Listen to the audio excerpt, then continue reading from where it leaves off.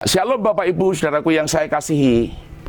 Menghadapi COVID-19 atau virus corona ini, kita sudah mendengar himbauan, kita sudah mendengar seruan, bahkan perintah dari Presiden sampai ke Gubernur, kemudian Bupati, kemudian TNI Polri, bahwa untuk memutus mata rantai ini, supaya virus corona ini tidak menyebar dan tidak menjadi satu yang menakutkan karena banyaknya kematian. Bapak Ibu Saudaraku yang saya kasih dalam Tuhan, saya selaku ketua PGPI menghimbau untuk kita tetap di rumah, untuk kita tetap ibadah di rumah. Bukan berarti kita dilarang beribadah, tidak.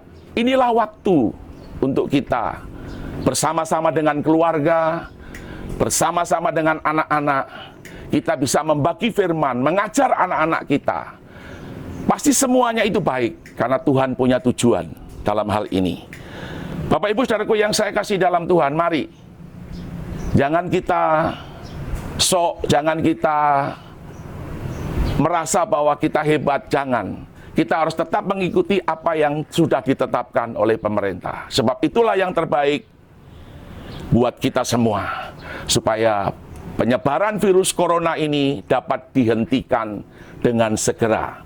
Di sisi lain kita tetap punya iman di dalam Yesus Kristus, yaitu iman di dalam darah Yesus Kristus. Baik Bapak Ibu Saudaraku yang saya kasih dalam Tuhan, mari kita mendengarkan firman Tuhan.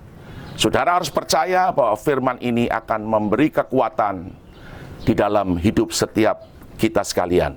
Shalom. Bapak Ibu Saudaraku yang saya kasih dalam Tuhan, kita berjumpa di dalam program PGGBN, Persekutuan Gereja-Gereja Biak Numfor. Dalam situasi dan kondisi di mana semua orang di seluruh dunia dalam kecemasan dan ketakutan, mari kita sejenak merenungkan firman Tuhan.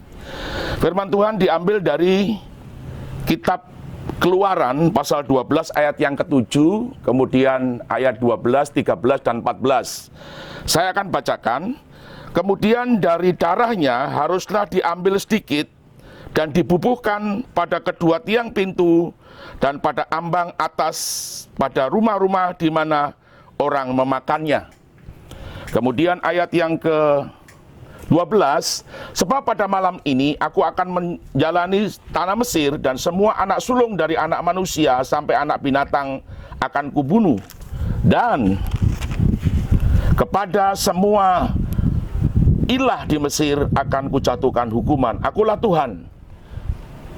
Baik Bapak Ibu Saudaraku yang saya kasih dalam Tuhan, kalau kita berbicara Paskah, itu tidak lepas dari darah anak domba.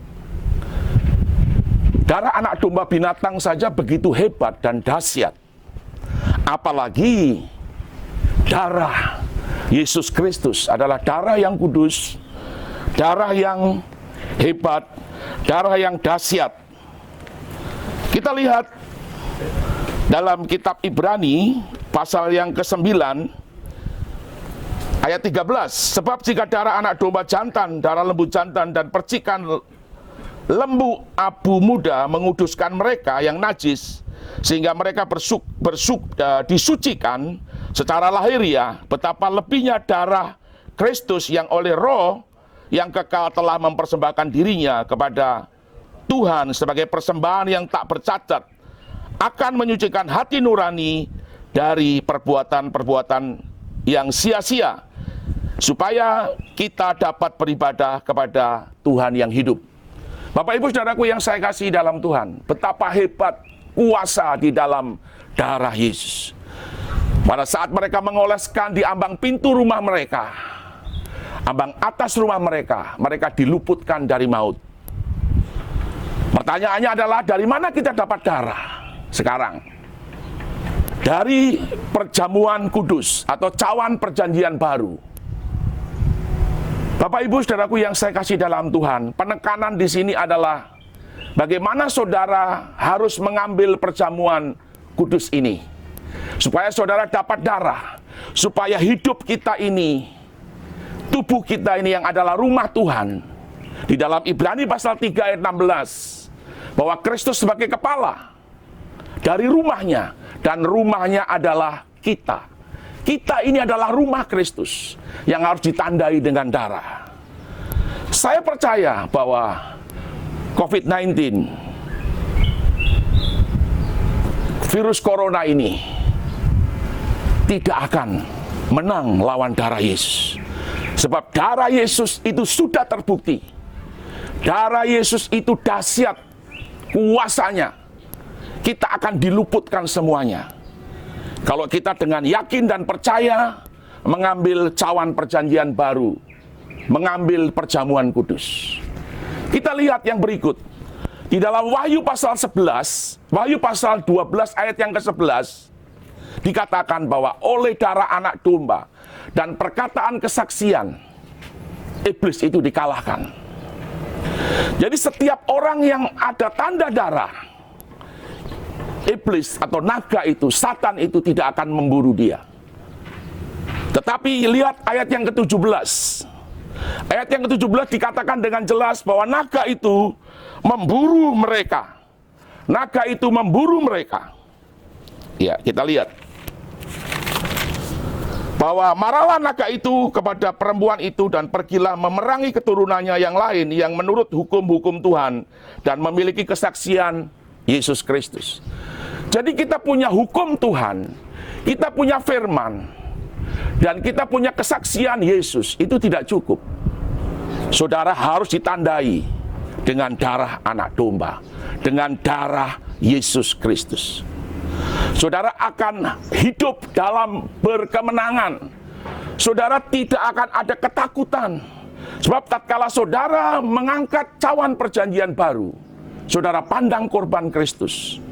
Saudara lihat bagaimana Tuhan Yesus yang adalah anak domba, seperti anak domba yang disembelih itu. Saudara akan mendapatkan kekuatan baru. Darah Yesus yang dicurahkan, yang telah menebus saudara dan saya, membayar lunas saudara dan saya. Kita menjadi miliknya. Iblis tidak punya hak dan tidak punya kuasa atas hidupmu. Engkau harus percaya. Bapak Ibu harus percaya akan hal ini. Karena hanya dengan darah anak domba, dengan perjamuan kudus, di mana darahnya itu mengalahkan maut. Musuh yang terakhir, maut, dikalahkan oleh Yesus. Kita percaya Tuhan Yesus memberkati. Shalom, puji Tuhan. Amin.